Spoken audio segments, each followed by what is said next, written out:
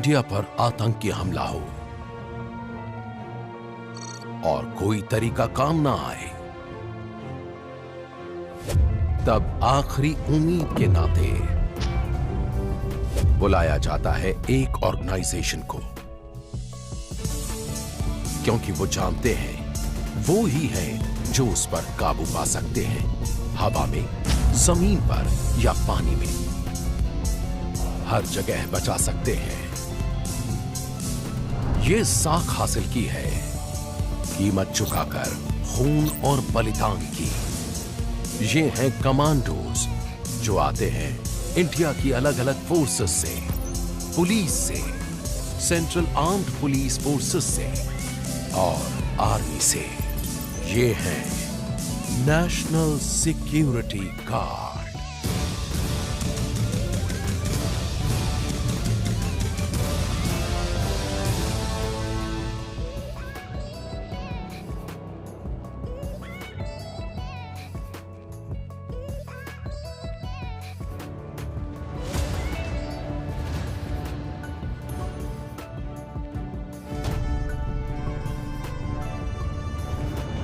NSG campus से निकले हैं इंडिया के कुछ सबसे शानदार हीरोज, ब्लैक कैट कमांडोज, जिन्होंने लोहा लिया आतंक से देश भर में जंग के कई मैदानों में।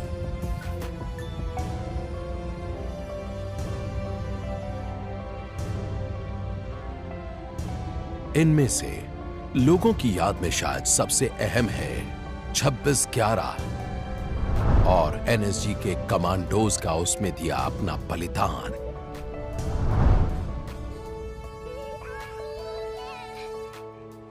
उनकी विरासत को एनएसजी ने आज तक सहेजा हुआ है। ये सोफा जिसे मुंबई के उस ताज होटल से लाया गया था जहां हुई थी 26/11 की सबसे खतरनाक जंग। नेशनल सिक्योरिटी गार्ड में नए नए आए प्रसन्नजीत तोमर खामोश खड़े हैं उस जंग की गोलियों से छलनी यादगार के सामने।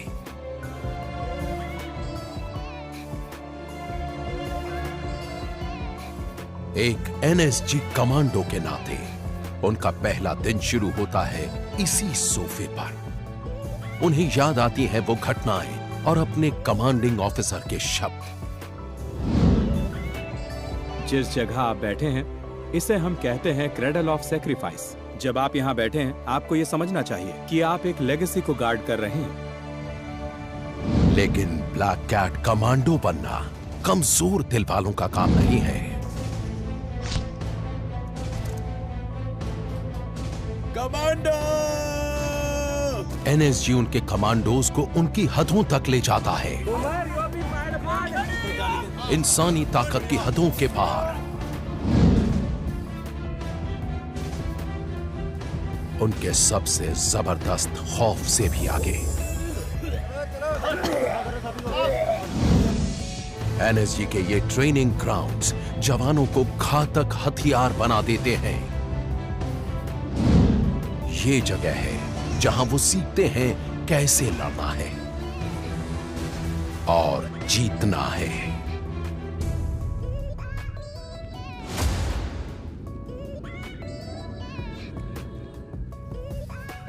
ये जो जयपुर हाईवे है ना उस साइड से लेना। जयपुर हाईवे से वो गेट नंबर 1 है ना, वहीं आएगा। नेशनल सिक्योरिटी गार्ड साल में 3 बार नए कमांडोज के लिए ट्रायल कंडक्ट करता है। प्रसन्नजीत तोमर चुने जाने की उम्मीद से आने वाले कई जवानों में से एक हैं। मैं इस समय एनएसजी के ट्रेनिंग सेंटर को ज्वाइन करने जा रहा हूँ, जहाँ पर मेरा 3 महीने का प्रोबेशन शुरू होगा। ये तभी होगा जब वो 12 हफ्ते का कमांडो कन्वर्जन कोर्स पूरा कर लेंगे। फिर आगे 6 हफ्ते का यूनिट इंडक्शन होगा। इसके बाद वो एनएसजी की ब्लैक यूनिफॉर्म हासिल कर पाएंगे। मैं अलीगढ़ से हूँ, जहाँ मैं पला बढ़ा और पढ़ाई भी वहीं से की। पढ़ाई के लिहाज से मैं एक मैकेनिकल इंजीनियर हूँ और मैंने ये कोर्स अलीगढ़ मुस्लिम यूनिवर्सिटी से किया है। एनएसजी अपनी मैन पावर पुलिस, आर्मी और पैरामिलिट्री फोर्सेस से लेता है। इसमें आने की उम्मीद पाले लगभग सभी 800 जवान अनुभवी और मजबूत हैं। उन्हें ऐसा होना ही होगा अगर वो दुनिया के सबसे कड़े कमांडो कोर्सेज में से एक से जुड़ना चाहते हैं तो। मेडिकल सर्टिफिकेट कहाँ है? उधर क्यों रख रखे? 6 साल लगाओ ना medical certificate. Jain sir, CC के लिए रिपोर्ट करने आया हूँ। आपने SRTC में रिपोर्ट करना है। ठीक है सर। सामान अपना लगेज गाड़ी में रहना है और बस में बैठना है आपने। स्क्रीनिंग का हफ्ता बहुत खास होता है। इस दौरान लगभग आधे उम्मीदवार बाहर कर दिए जाएंगे। वो 3 महीने के कमांडो कन्वर्जन कोर्स में दाखिल तक नहीं हो पाएंगे। तोमर किस्मत वाले रहे। पहले ही दिन उनका अपने साथियों से मिलना हुआ। जय हिंद। कैसा संदीप? कैसा भाई? बस बढ़िया। जैन सर, मैं हूँ मेजर तोमर। बढ़िया सर। क्या हाल है भाई? हाय, मैं हूँ मेजर तोमर। तू पहले से ही गंजा हो गया है? मैंने सोचा कराई लेता हूँ जब कॉलिंग का क्या सीन है सर? शाम का बता रहे हैं। अभी तो ऐसा टाइम तो बताया नहीं, लेकिन शाम का कह रहे हैं। पहला हफ्ता ही दिखा देता है कि एनएसजी में आना कितना कॉम्पिटिटिव होता है। नेशनल सिक्योरिटी गार्ड का ट्रेनिंग सेंटर देश का एक प्रीमियम ट्रेनिंग इंस्टीट्यूट है। ये उन कई प्रोबेशनर्स को ट्रेन करने के लिए बनाया गया है जो इंडियन आर्मी और तमाम सेंट्रल आर्म पुलिस फोर्सेस से नेशनल सिक्योरिटी गार्ड में इंडक्शन के लिए जाते हैं। एनएसजी के फिजिकल स्टैंडर्ड्स तय होते हैं। इन्हें क्लियर करके ही आप एनएसजी का हिस्सा बन सकते हैं। सभी एक साथ।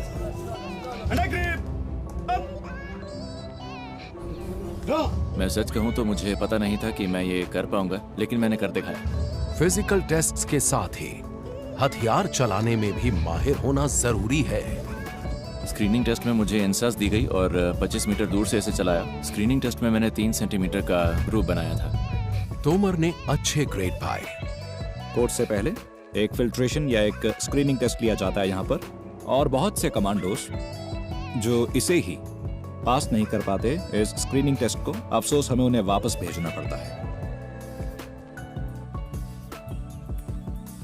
एनएसजी वो फोर्स है जो खास तौर पर आतंकवाद का मुकाबला करती है, हर तरीका इस्तेमाल करते हुए। नेशनल सिक्योरिटी गार्ड हेडक्वार्टर्स में सबसे सीनियर ऑफिसर होते हैं डायरेक्टर जनरल। एनएसजी इंडिया की एक premier urban anti terror force है, इसलिए हमें ऐसे ऑपरेशंस के लिए बुलाया जाता है जो बहुत ही क्रिटिकल होते हैं। एक एंटी टेरर फोर्स के नाते एनएसजी का मुख्य काम है आतंक से निपटना, हर तरह के आतंक से। इसलिए आमतौर पर हमें फोर्स की आखिरी उम्मीद के तौर पर बुलाया जाता है और हम एक फेडरल कंटिजेंसी फोर्स कहे जाते हैं। इसलिए हमसे ऐसे ऑपरेशंस की उम्मीद होती है जो बहुत ही ज्यादा सीरियस होते हैं, जिनसे देश की सुरक्षा को गंभीर खतरा हो सकता है। मानेसर में एनएसजी कैंपस करीब 1600 एकड़ में फैला हुआ है। इसके बहुत सारे ट्रेनिंग ग्राउंड्स में आतंक का मुकाबला करने की तरकीबें सिखाई जाती हैं, उन्हें पक्का किया जाता है। नई सोच के ये कमांडोज उन ज्यादातर इक्विपमेंट्स के बिना ट्रेनिंग लेते हैं जो दूसरे कमांडोज इस्तेमाल करते हैं। जिन बिल्डिंग्स में दाखिल होने का कोई सीधा तरीका न बचे तो ये पार्कर तकनीक काम में लाते हैं। एनएसजी सिर्फ यहाँ मानेसर में ही बेस्ड नहीं है, इसके रीजनल हब्स पूरे देश में हैं। इंडिया में कहीं भी किसी भी अनहोनी से फौरन निपटा जा सकता है। नेशनल सिक्योरिटी गार्ड अलग अलग जगह होते हुए भी एक चुस्त दुरुस्त फोर्स है।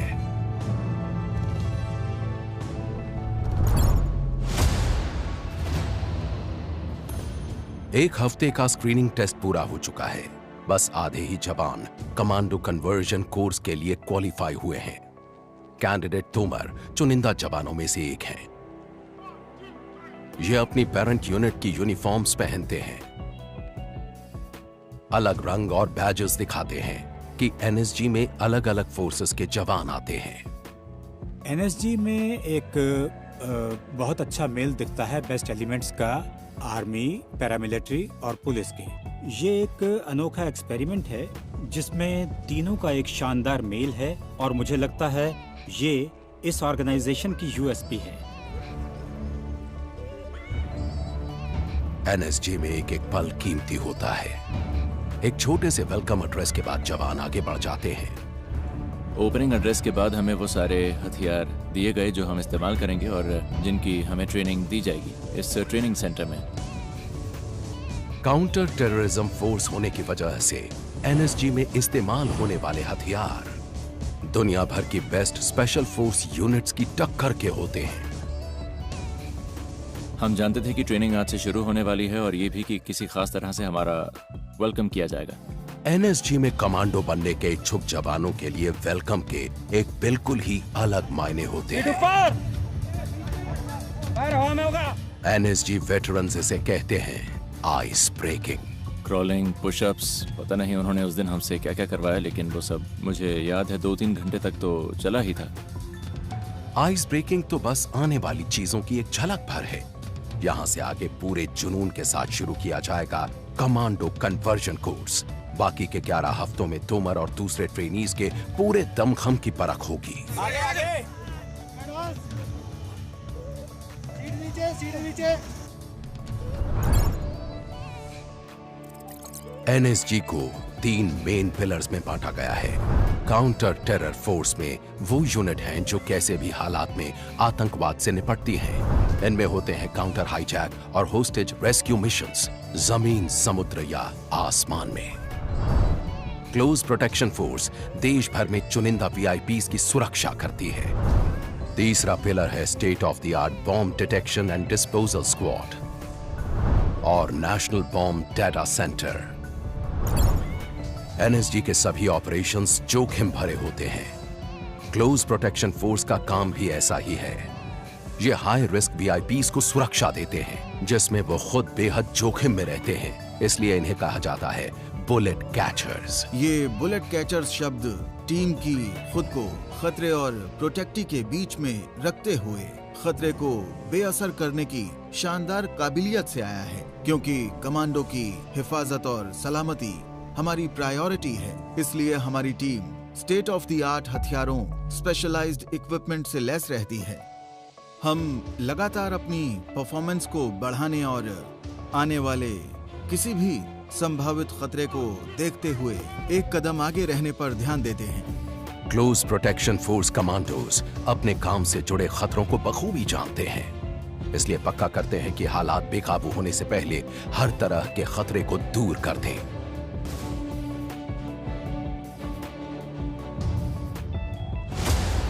ये जवान 12 हफ्ते का कड़ा कमांडो कन्वर्जन कोर्स झेल चुके हैं और अब एनएसजी के अलग अलग विभागों में इंडक्शन के लिए तैयार हैं। तोमर को प्रीमियर काउंटर टेरर यूनिट्स में से एक मिली है। इस यूनिट को 3 अशोक चक्र मिल चुके हैं। ये पीस टाइम का सबसे बड़ा गैलेंट्री अवार्ड होता है, इसलिए मैंने इसे चुना और किस्मत से ये मुझे मिल भी गया। आप लोगों का स्वागत करता हूँ। आप लोग यहाँ पर ओरिएंटेशन ट्रेनिंग के लिए आए हैं। काउंटर टेररिज्म यूनिट ट्रेनिंग के आने वाले 6 हफ्ते गुजरे 3 हफ्तों को बाएं हाथ का खेल जैसा साबित कर देंगे। अभी आप एक स्पेशलिस्ट यूनिट में आ रहे हैं। इस देश का इलीट काउंटर टेरर यूनिट है। हमारा इतिहास खून से लिखा हुआ है और आज इस ट्रेनिंग करने के बाद जब आप ब्लैक इन होंगे तो आप उस विरासत, उस लेगेसी के कस्टडियन होंगे। इसके लिए आप लोगों से एक्सपेक्टेशन है कि आप यहाँ पर आपके दाएं बैठे हुए उस्ताद जो सिखाएंगे उसको बहुत लगन से, बहुत मेहनत से सीखेंगे।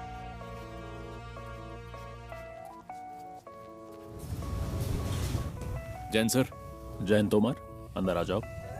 इस ट्रेनिंग ऑफिसर और उनकी टीम पर अगले 6 हफ्तों में इनके इंडक्शन का दारोमदार है। ट्रेनिंग सेंटर में कैसा परफॉर्म कर रहे हो? मैंने बढ़िया परफॉर्म किया सर और अपने सारे टेस्ट्स में एक्सीलेंट हासिल किया। Excellent sir. तो उम्मीद है आपको पता है कि यहाँ के स्टैंडर्ड्स बहुत अलग हैं और बहुत ऊंचे भी। फिजिकल एक्सर्शन का लेवल यहाँ बहुत ज्यादा होता है। यहाँ आपको मुश्किल सिचुएशंस में टेस्ट किया जाएगा। सर, आपको बहुत ज्यादा मेहनत करनी होगी। ठीक है बड़ी, मार्च ऑफ।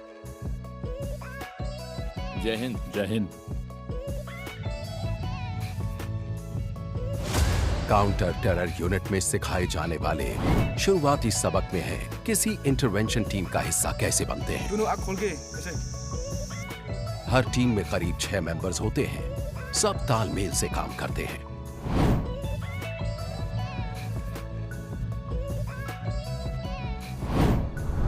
किसी भी काउंटर टेरर फोर्स का पहला बिल्डिंग ब्लॉक होती है एक इंटरवेंशन टीम।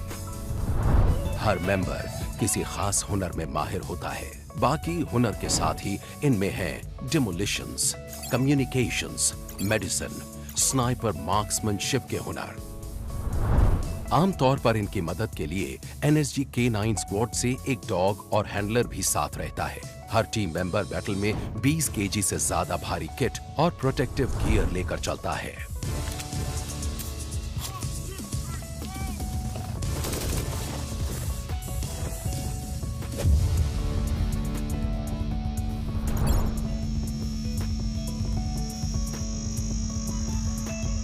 पहले हफ्ते में इंडक्टीज से कई तरह की इंटरवेंशन सिमुलेशन ड्रिल कराई जाती हैं।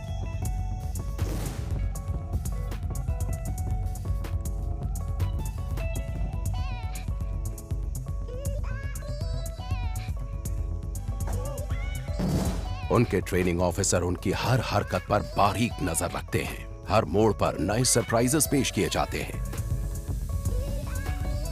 एक नई चुनौती है टीयर गैस कैन।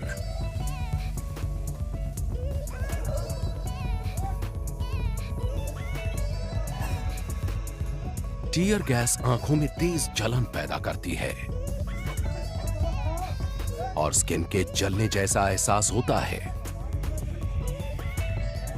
इन सब लोगों ने बहुत अच्छा किया, सच मानिए। इनमें से अभी तक कोई भागा नहीं। मैं कहूंगा कि इस पूरे ग्रुप में ही बहुत जोश भरा है। उसी दोपहर आगे उनके ट्रेनिंग ऑफिसर ने तोमर के लिए एक टीयर गैस कैन खोला। तोमर ने पहली बार वैसा कोई हथियार थामा था, लेकिन यह आखिरी बार नहीं होने वाला था। एनएसजी ट्रेनिंग पूरी मशक्कत मांगती है और ऐसा सिर्फ 2 पैरों वाले कमांडोज के लिए नहीं है। यहां 4 पैरों वाला भी एक पूरा कंटीजेंट है, K9 dog squad. NSG soldiers को ब्लैक कैट कमांडोज कहते हैं। यहां ब्लैक कैट्स और डॉग्स की पार्टनरशिप होती है। K9 कमांडो गूगल को लगता है कि वो 2 पैरों पर चलने वाले अपने हैंडलर जितना ही माहिर है। गूगल एक हाईली ट्रेन्ड स्निफर डॉग है। इसका काम है एयरक्राफ्ट के ओवरहेड लगेज रैक में विस्फोटकों का पता लगाना।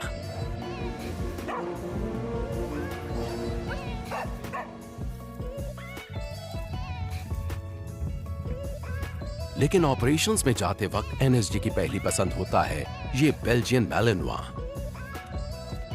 ये है द्रोना K9 डॉग स्क्वाड का स्टार कमांडो।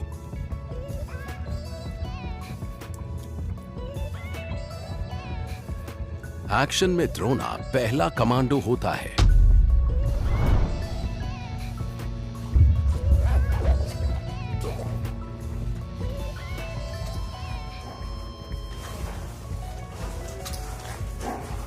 आज द्रोना K9 स्क्वाड में सीनियर है और इंसानों की तरह अपनी कमांडो स्किल्स को बेहतर बनाने के लिए टेक्नोलॉजी का इस्तेमाल करता है। टीम डॉग के पहने K9 विजुअल सिस्टम्स के भरोसे रहती है। गॉगल्स हैंडलर को वो नजारे दिखाते हैं जो द्रोना देखता है। हैंडलर द्रोना के कान में लगी एक डिवाइस के जरिए उससे बोलता है। Good. Stay. Drona back. Back. Stay. Left. इस दूसरी एक्सरसाइज में द्रोना अपने हैंडलर की नजरों से दूर जाएगा, करीब 1 किलोमीटर दूर मौजूद एक टारगेट को दबोचने के लिए। Go, go, go. Drona full package है एनएसजी के सबसे शानदार हथियारों के बीच।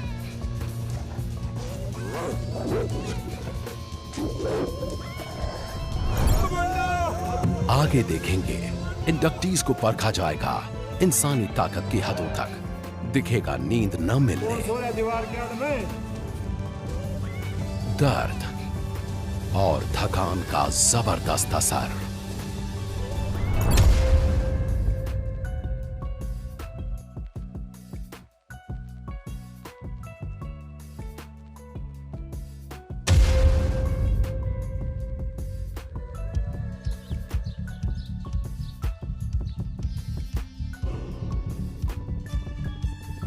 नेशनल सिक्योरिटी गार्ड के दूर तक फैले ट्रेनिंग ग्राउंड्स में कमांडोज काउंटर टेररिज्म टैक्टिक्स को निखारते हैं।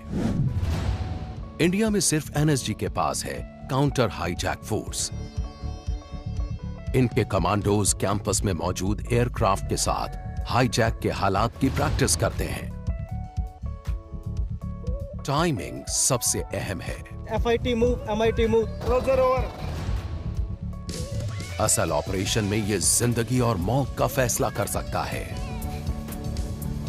MIT गो। कामयाबी मिलती है बेहद सटीक तालमेल से, वही सबसे अहम है।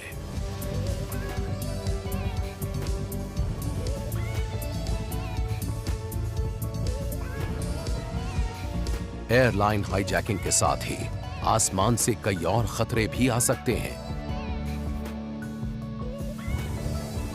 ड्रोन्स हवाई सफर में अड़चन डाल सकते हैं।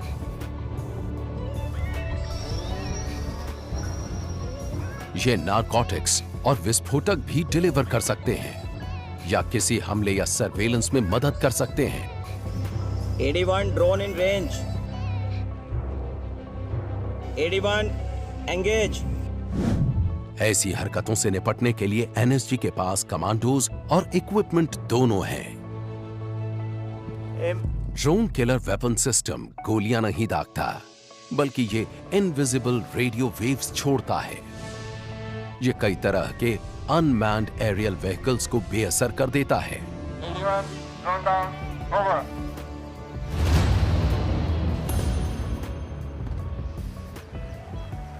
एनएसजी के सीनियर ऑफिसर्स फोर्स की तकनीकी तैयारी पर लगातार नजर बनाए रखते हैं। ये पक्का करते हैं कि काउंटर टेरर एक्टिविटीज के लिए सही किट साथ में हो। एनएसजी ऐसे ऑपरेशंस करता है जिनमें खास तरह के हथियार, खास इक्विपमेंट और खास प्रोटेक्टिव गियर चाहिए होते हैं। इसलिए बहुत जरूरी होता है कि हम अपने इक्विपमेंट को लगातार अपडेट करते रहें। आज एनएसजी तमाम तरह के हालात के लिहाज से पूरी तरह से लैस और तैयार है। खास तो हमेशा मशीन के पीछे मौजूद इंसान ही होता है, लेकिन इक्विपमेंट भी बहुत अहम रोल प्ले करते हैं। एक नैनो सेकंड जितना फर्क भी जंग के दौरान जिंदगी और मौत का फैसला कर सकती है। तो कमांडो के पास सबसे बेहतरीन इक्विपमेंट हो तो ऑपरेशन में उनकी कामयाबी के आसार बढ़ जाते हैं, उनकी हिम्मत बढ़ जाती है, लड़ने की उनकी काबिलियत बहुत बढ़ जाती है। इसलिए जब वो लड़ने जाते हैं तो उनके पास जरूरत की हर चीज रहनी चाहिए। उन्हें कभी भी किसी चीज की कमी महसूस नहीं होनी चाहिए। एनएसजी काउंटर टेररिज्म फोर्स में इंडक्शन ट्रेनिंग पूरे जोरों पर है। ट्रेनर्स पसीना सूखने नहीं दे रहे। इस एक्सरसाइज का मकसद था आपका फिजिकल और मेंटल दोनों टेस्ट लेना। इंडक्टीज के सामने पहली चुनौती है 48 घंटे के फिजिकल और मेंटल स्ट्रेस से गुजरना, वो भी बिना रुके। उन्हें पूरे दिन कई तरह के टास्क दिए गए, यहां तक कि वो पूरी रात हरकत में रहे। अगली सुबह जवानों को बिना सोए 24 घंटे बीत चुके थे। उन्हें अभी 24 घंटे और हरकत में रहना था। थके होने के बावजूद मेरे अंदर हमारे अगले टास्क को लेकर जोश था, स्नाइपर राइफल फायर करना। लेकिन हमारे ट्रेनर्स को हमें तनाव में रखना था, इसलिए हमारे फायर करने से पहले उन्होंने हमसे 30 नकल पुशअप्स कराए। खड़े हो जाइए। मैं जिंदगी में पहली बार एक स्नाइपर राइफल चलाने वाला था। रिटेन लाइन पोजीशन, मैं चाहता था निशाना ठीक लगे। टेल भर। लेकिन पुशअप्स के बाद मेरी सांस अब भी फूली हुई थी। हाथ थोड़ा भी हिला तो निशाना नहीं लगेगा और टारगेट्स काफी दूर होते हैं। यहां पर हमारा टारगेट था 400 मीटर की दूरी पर।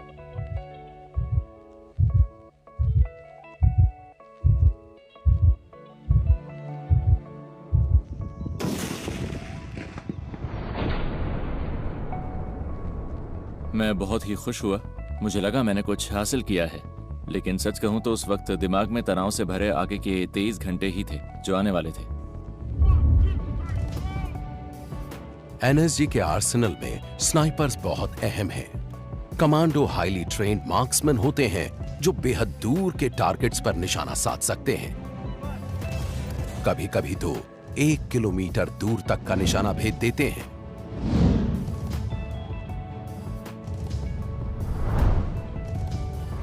एनएसजी में state of the art shooting ranges commandos को अचूक निशानेबाज बना देती हैं। एनएसजी में टारगेट्स का मतलब है किसी होस्टेज के पीछे छुपा आतंकवादी। हैरानी की बात नहीं कि एनएसजी को जीरो एरर फोर्स कहा जाता है।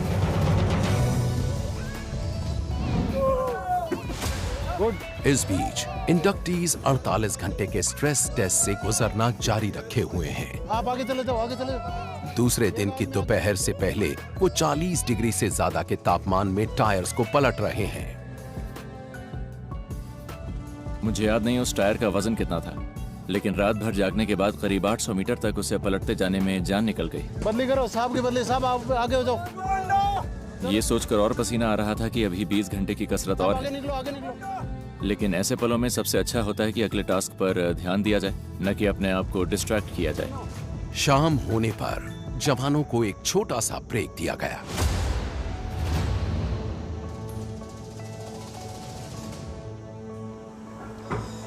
ट्रेनिंग के दौरान बॉडी को फिट रखना जरूरी है, और मुझे लगता है आपको पैरों का भी ध्यान रखना होगा, क्योंकि होता यह है कि 90% वक्त तो हम शूज पहनकर ही ट्रेनिंग करते हैं, तो अंदर जाने वाला पसीना और धूल पैरों में कोई दिक्कत पैदा कर सकती है। इसलिए जब भी मौका मिलता है मैं शूज उतार कर सॉक्स बदलता हूं और पैर धो लेता हूं।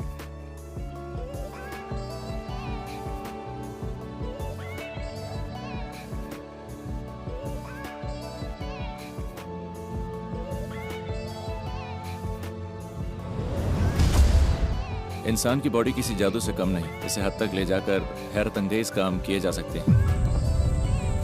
दूसरी रात तक हम बहुत थक चुके थे, लेकिन तब भी सब पूरी कोशिश कर रहे थे।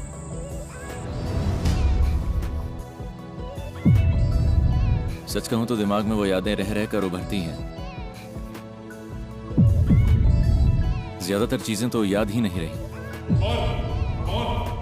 जी सर। ये जरूर याद है कि हमारे ट्रेनर्स ने हालात को एकदम असली जैसा बनाए रखा था। ये अजीब था, लेकिन असलियत के बहुत करीब था, क्योंकि अगर वैसा सच में होता तो सब कुछ ऐसा ही होता। जो ड्रिल्स बनती हैं वो ऑन ग्राउंड बनती हैं, जो सिनेरियोज बनते हैं वो ऑन ग्राउंड बनते हैं। तो जितनी आप लोग प्रैक्टिस करोगे, सिचुएशन संभालने में उतने ही बेहतर बनते जाओगे।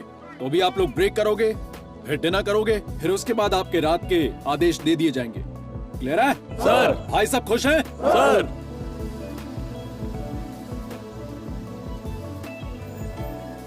अगर आप ऐसे हालात में होते हैं तो ऐसे ख्याल आपको दिमाग में आ ही जाते हैं। आपका ब्रेकिंग पॉइंट क्या है? लिमिट कितनी है? हार मान गए? मुझे लगता है एक कमांडो बनने के लिए जरूरी है कि इन ख्यालों को दूर रखा जाए, ताकि आप एक फाइटर बन सकें। अब हम इन्हें उस फेज से गुजारेंगे जिसे कहते हैं स्ट्रेस आवर्स। मेन मकसद होता है इनको सोने ना देना। इनको जो भी थोड़ा बहुत वक्त मिलता है उसमें ये अपना डिनर कर सकते हैं, थोड़ा सुस्ता सकते हैं। इस टाइम में वो चाहें तो आराम कर सकते हैं या 5-10 मिनट की नींद ले सकते हैं। कौन सो रहा है दीवार के आड़ में?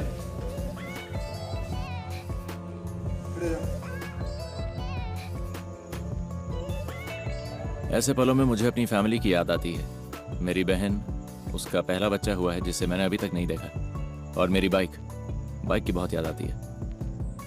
काश मेरी बाइक यहाँ होती और हमारे पास थोड़ा फ्री टाइम होता जिससे हमें बाइक राइड के लिए जा पाता। थोड़ा सा मजा तो हो ही जाता हमारे लिए। बाइक को मिस करता हूँ मैं। भोर में 3 बजे से एक्सरसाइजेस फिर से शुरू हो जाती हैं। आज सीपीटी पास हो जाएंगे सारे? अगर आज सीपीटी पास हो गए तो आज ब्रेक। 47 घंटे का स्ट्रेस पार हुआ। 1 घंटा और बचा है। फिजिकल ट्रेनिंग का पूरा 1 घंटा। किसी तरह बॉडी में बची ताकत से काम चलाते हैं। घुटने टेकने की नहीं सोचते, बस टास्क पूरा करने की सोचते हैं।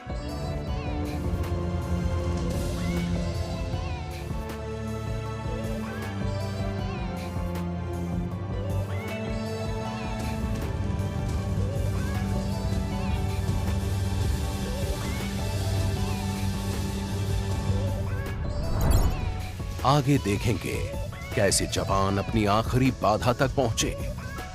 ये कुछ नहीं बस केओस है, और उसी केओस में आपको अपना दिमाग शांत रखना होता है। जान निकल रही थी, मैं धरती को मतलब जमीन को पीट रहा था, नखूनों से जमीन को पाट रहा था मैं।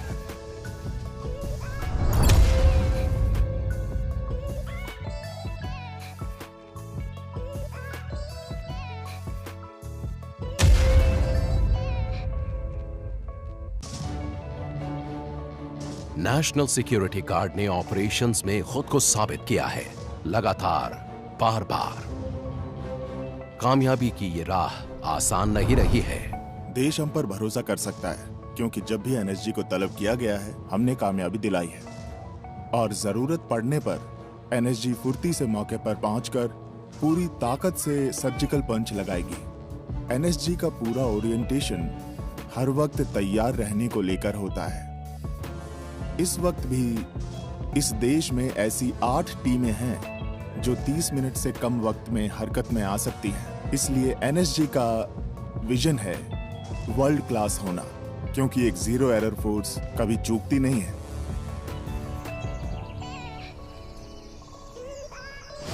NSG counter terror force unit induction training के बस 2 हफ्ते और बचे हैं,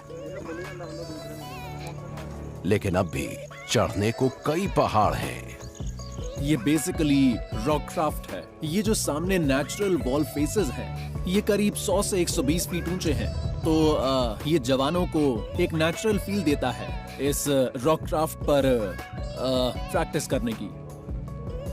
कमांडो ट्रेनिंग लेने की इच्छा होने की वजहों में से एक वो तमाम स्किल्स हैं जो हम एनएसजी में सीखते हैं। मैं पहले क्लाइंबिंग कर चुका हूं, लेकिन यहाँ की कंडीशंस अलग हैं।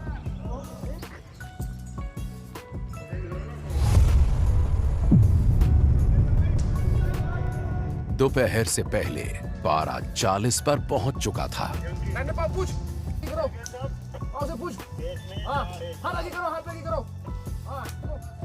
जून की गर्मी और जबरदस्त उमस। गरम करो इनको, इन सब की आवाजें निकल रही हैं, गरम करो इनको। 31, 32, 33। तो हम इसे कहते हैं टोल टैक्स, जिसमें ये 100-200 पुशअप्स करते हैं या थोड़े स्टार जंप्स करते हैं। मोटिव होता है टास्क से पहले इनको थकाना। हम देखते हैं कि बॉडी के थकने के बाद वो टास्क को किस खूबी के साथ पूरा करते हैं, और इसीलिए हम उनसे इतनी मेहनत करवाते हैं। Major Prashant Singh Tomar, ready for traversing sir. वो टोल टैक्स का टास्क मुश्किल था। एक्सरसाइज के बीच में अचानक लगता है जैसे हाथों में दम नहीं बचा, लेकिन बीच में लटके हों तो कोई रास्ता नहीं बचता, दूसरी तरफ तो पहुंचना ही होता है। चलो छोड़ो हाथ, चलाओ कमांडो जरा। कमांडो, छोड़ कमांडो। आप देख सकते हैं ये टास्क कितने दम निकालने वाले होते हैं। उसके फेस से दिखता है कि वो थका हुआ है बेचारा। गॉड नोज अब तक कितने पुशअप्स कर चुका होगा। और बॉडी के थकने के बाद जब उनसे टास्क करवाया जाता है, तब बनता है एक ब्लैक कैट।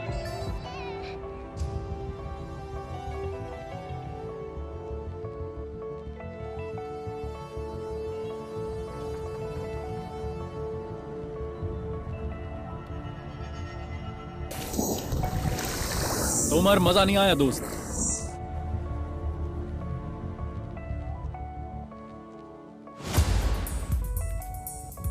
एनएसजी में कई यूनिट्स हैं। इनमें बॉम्ब स्क्वाड एक खास यूनिट है। इस पर देश में बम विस्फोट की तमाम घटनाओं की मॉनिटरिंग, रिकॉर्डिंग और जांच की जिम्मेदारी होती है।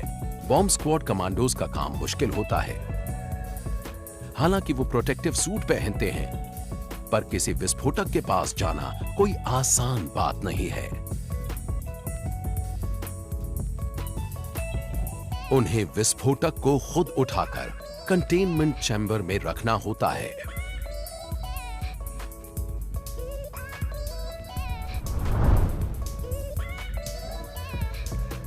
रोबोट्स खतरे को कम कर देते हैं। रिमोट ऑपरेटर्स इन व्हीकल्स को 1 किलोमीटर दूर तक ले जा सकते हैं। सीधा जाना, राइट मोड़ते ही दरवाजे, पहले दरवाजे के अंदर आईडी है। ऑन बोर्ड कैमरास रिकॉनेसेंस और इंटरवेंशन दोनों को मुमकिन बनाते हैं।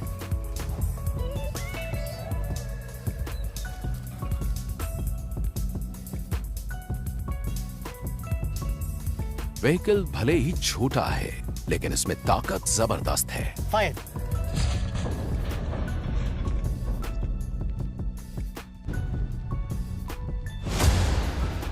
जून खत्म होने को है। इंडक्शन प्रोसेस का 5वां हफ्ता चल रहा है और जवान आखिरी बाधा तक पहुंच चुके हैं। आज सुबह से ही बादल आए हुए थे, इसलिए बारिश भी हो गई। क्योंकि पिछले 3 दिन से इतना ज्यादा ह्यूमिड, इतनी ज्यादा गर्मी, मौसम इतना खराब रहा है कि अच्छा हुआ आज बारिश हो गई। इंस्ट्रक्टर्स ने सबसे मुश्किल टास्क अंत के लिए बचा कर रखा है। सर्किट पूरा करने में कम से कम 2.5 से 3 घंटे लगेंगे, क्योंकि वो चल कर नहीं, इसे रेंग कर पूरा करने वाले हैं। और हम देखेंगे कि वो एक टीम के नाते कैसा परफॉर्म करेंगे।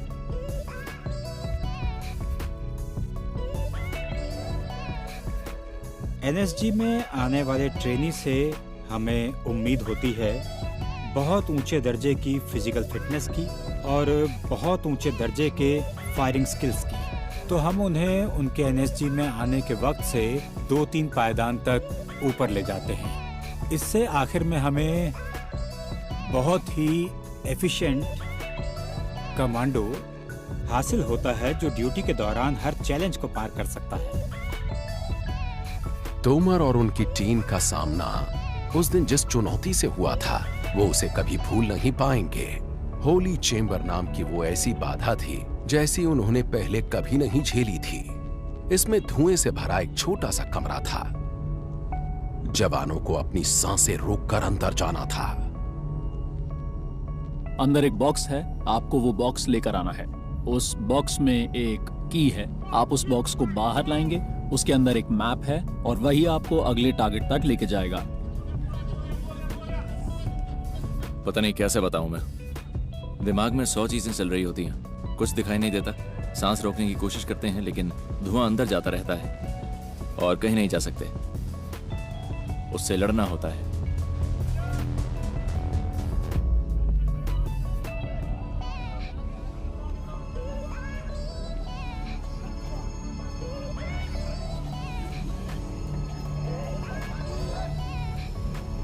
चैम्बर में घुसे कोई चमक नहीं रहा था। मतलब जैसे अंदर हुए तो घुटन होती थी, सांस नहीं आता था, जान निकल रही थी गले से नीचे। मतलब इधर बिल्कुल ब्लॉक हो गया, सांस गया नहीं। मैं धरती को मतलब जमीन को पीट रहा था, नखूनों से जमीन को काट रहा था मैं। बॉक्स को ढूंढ कर लाने की टीम की पहली कोशिश बेकार गई, जिसका एक ही मतलब था, दोबारा कोशिश करो। ये कुछ नहीं, बस केओस है और उसी केओस में आपको अपना दिमाग शांत रखना होता है।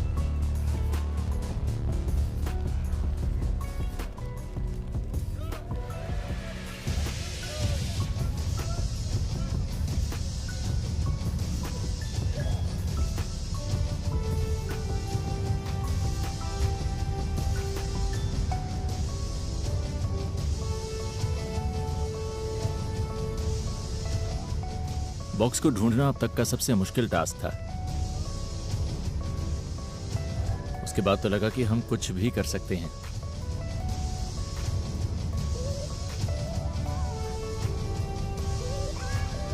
हम 6 लोगों का कोई मुकाबला नहीं था।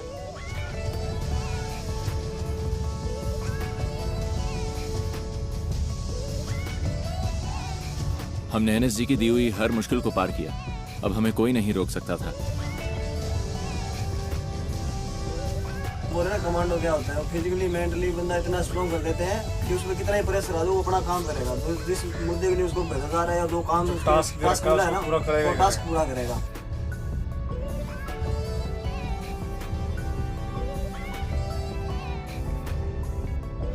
मेरे लिए बहुत ही फख्र की बात है, क्योंकि मैंने इनको पुश किया है इनकी हदों से पार और ये जानने की कोशिश की कि ये कितना आगे जा सकते हैं। हमने यहाँ तक पहुँचने के लिए लंबा सफर तय किया है और उस दिन महसूस हुए दर्द और थकान के बावजूद हम जोश से भरे थे कि हम एनएसजी का हिस्सा बनने वाले हैं। हार्ड वर्क के बाद मतलब वो दिन आ गया, आज हम परसों ब्लैक कैट कमांडो बनेंगे। बहुत अच्छा फील होगा हमें भी, घर वालों को भी। ये बीते 5 हफ्ते एनएसजी के सबसे मुश्किल हफ्ते रहे और मुझे लगता है कि जितना भी टाइम हम सब एनएसजी में यहाँ पर रहेंगे, ये 6 के 6 बंदे हमेशा साथ रहेंगे।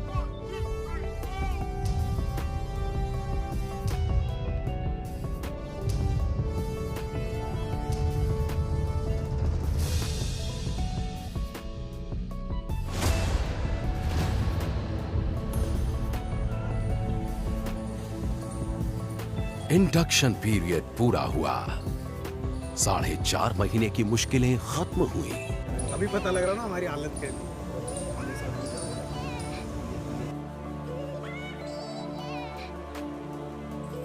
ये ब्लैकनिंग सेरेमनी की सुबह है।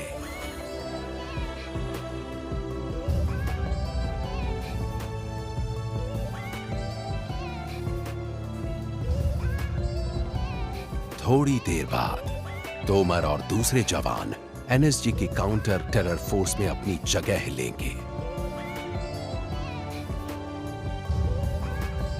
ब्लैक पहनना एक बहुत ही गजब का एहसास था।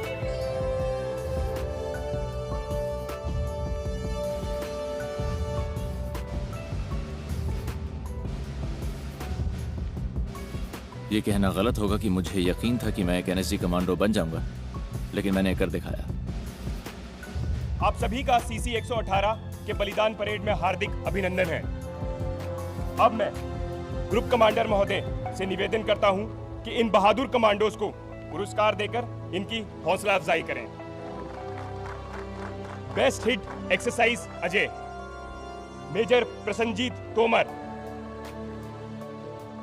हमें बेस्ट इंटरवेंशन टीम का अवार्ड मिला। उन सारी मुश्किलों के बाद ये अवार्ड पाकर अच्छा लगा, बहुत अच्छा। 5 हफ्ते खत्म हो गए हैं। अब मैं इनके लिए डेविल नहीं हूँ। मैंने अपना काम कर दिया है। अब मैं इनका भाई हूँ, ब्रदर इन आर्म्स। और आखिरकार चेस्ट पर पंच के साथ तोमर को बलिदान बैज दिया गया। वेलकम तोमर, जो कि ब्लैक कैट कमांडो का इंसिग्निया है।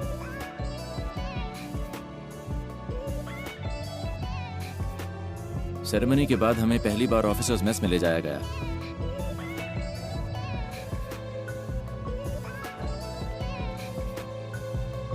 और उसके बाद जो हुआ मैं वो जिंदगी भर नहीं भूल सकता। जिस जगह आप बैठे हैं इसे हम कहते हैं क्रेडल ऑफ सैक्रिफाइस।